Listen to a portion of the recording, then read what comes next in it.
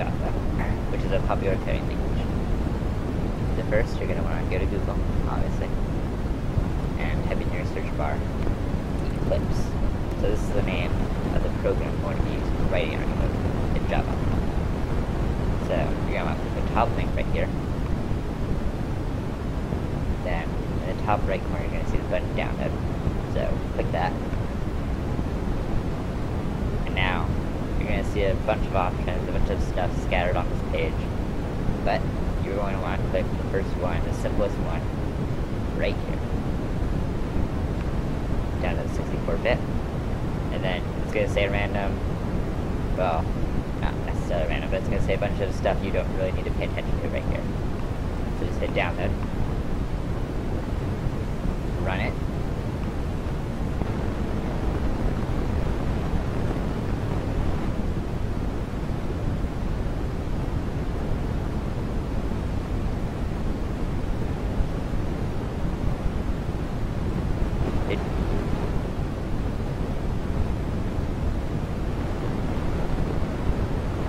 So you'll be brought to an installer sooner or later. And I'm not going to walk you through the installation process because that's for two reasons. It's really easy installation, and I already have it downloaded, so it's unnecessary for this video. Okay, so next, before you can actually run Eclipse, it's going to need something called a Java runtime environment to actually run our code. So search Java runtime environment, and then top link should say download free Java software right here. So let's go to that. And now free Java download. So it's going to say a bunch of stuff right here that you should probably not read. It's not very useful at all. It just tells you about Microsoft Edge compatibility with Java if you're using Microsoft Edge. That's not important. Okay, so now we're going to want to click agree and start free download right here.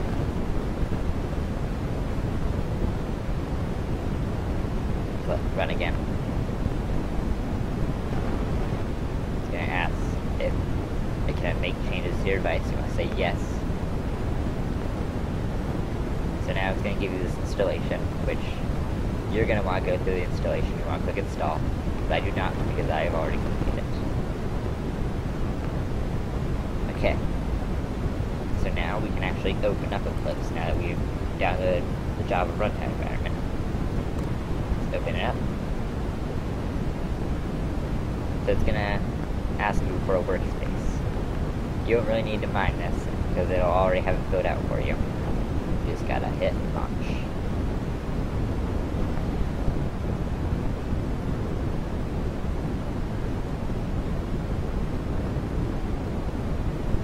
Okay, so it's going to open up this. Well, maybe not this. You might have to navigate through a few things to get here. Since you just installed it, supposedly. But, you're going to want to right-click with your mouse over this area right here underneath Package Explorer. So right-click, go to New, slide your mouse across, be careful not to put it down, otherwise it's just going to disappear on you. Then click Java Project. Now, you don't need to copy my naming. You can name it whatever you want, that does not matter. I'm just going to name it, my project. And finish. Okay, so click this little drop down arrow right here by the file, or folder, rather. So you're going to see JRE, System Library, and SRC. You don't really need to know what these mean, but you're going to be putting all your stuff into SRC.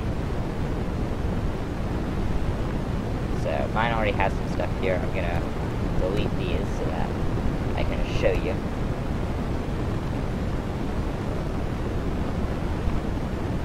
Whoops. Okay. So you're going to either insert a package like we inserted the Java project, or go up here, look, little package icon. Now I'm going to call this main package.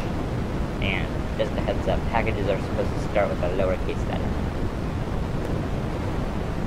Okay, so now we have our package and our project. So now we're going to go to the package, right click, new, and class. So classes, they're a fancy name for the places where we'll have our code stored and where it'll be ran from. So we'll finish after its name. Again, doesn't matter what you name it, but this will already be here for you. It has some sample code. So, for every single Java class, every single Java program, you need to have inside these little parentheses, no, inside these little brackets after the class, you need to have public, static, void, main, string, args, and then 2 brackets like that. You need to have it exactly like this.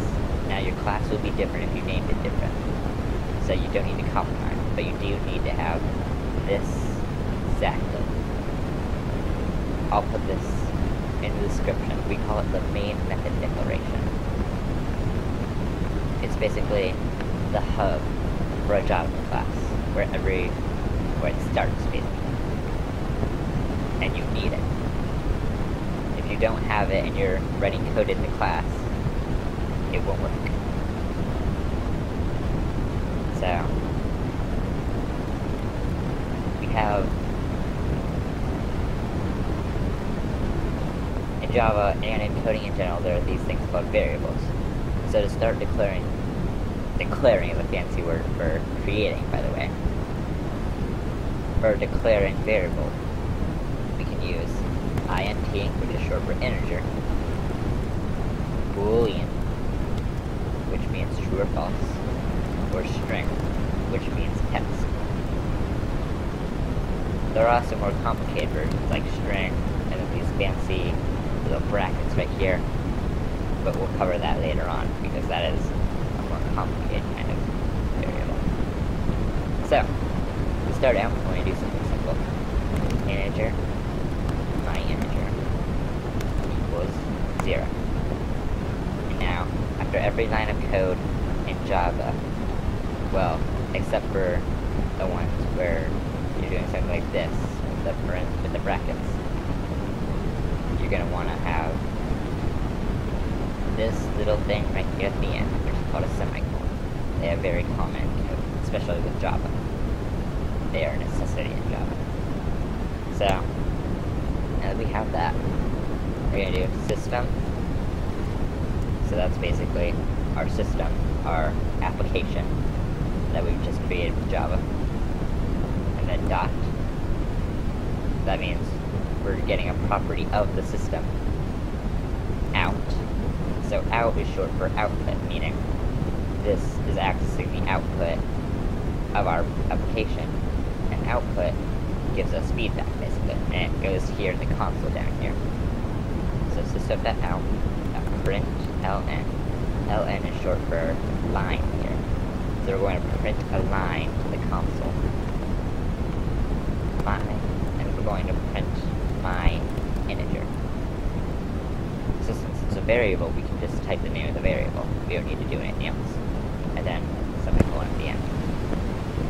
So now we're going to save with Control S, and then run Control plus F11. There you have it, 0. It printed our variable. However, if we were to change it to say 18, and save and run, we'll print out 18. So now that's the integer. If we were to do string, which is text, we could do string my string equals hello. And with every string, you have to have these quotation marks around it, or you could also have these quotation marks around it. You can do that. Wait. Okay, pardon my stupidity. That was a mistake. You cannot do that. Sorry about that. I am used to other coding languages more than this.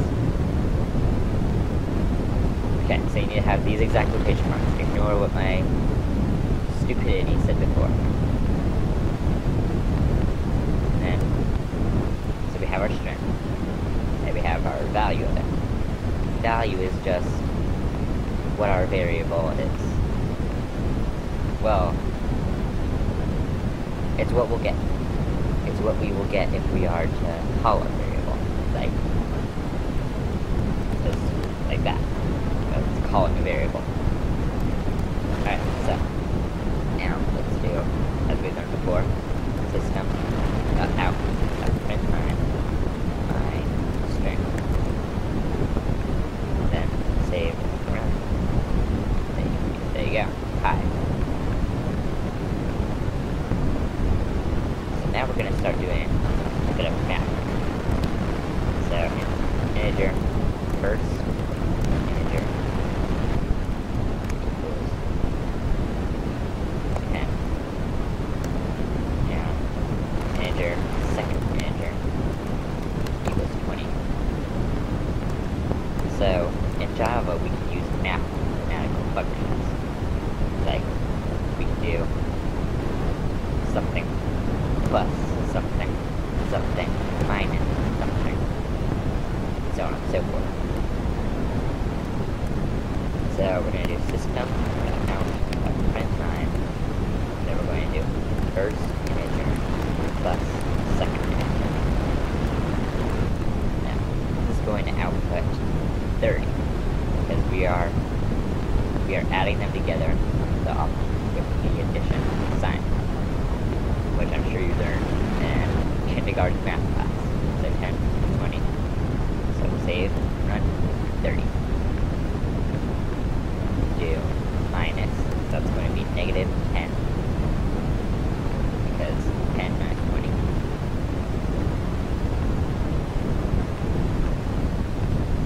But we can also do times, which times multiplication in Java you have to do an asterisk, so x, because obviously an x is a letter, and in code format that would kind of get lost, if that makes any sense.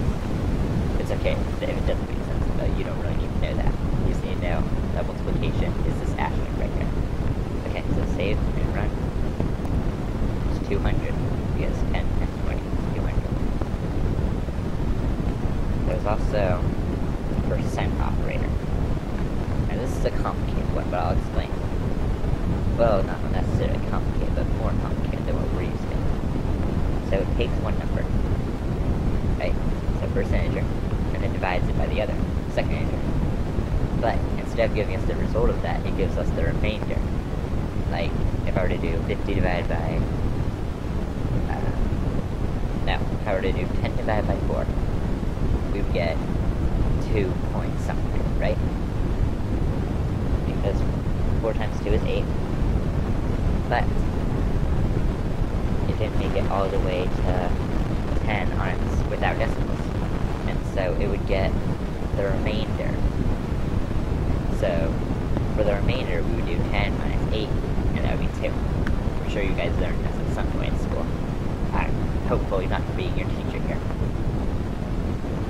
So probably gonna need to rearrange these though. Oh no.